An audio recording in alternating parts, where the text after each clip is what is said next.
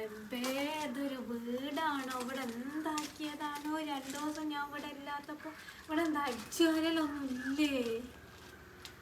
ഓ, ഇതാ എന്തോരൊരു പൊടിയാന്നതാ കൊലയിൽ ഇവിടെ അടിച്ചു കയറിയിട്ട് തുടച്ചിട്ട് ഒന്നുമില്ല കേട്ടോ. ഇവിടെ എന്തെടുക്കുകയിക്കോലെ ഇവിടെ.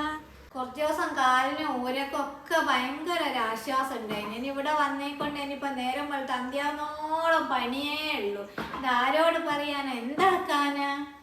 ആണെങ്കിലോ നാറി പുയ്ത്ത് കെടുക്കുന്നു. ഇങ്ങനൊക്കെ വീട് ആരെങ്കിലും ഉണ്ടാവും? ആരെങ്കിലും കയറി വന്നാൽ എന്ത് വിചാരിക്കും? ഒരു മരണം സംഭവിച്ചാൽ എന്ത് വിചാരിക്കും?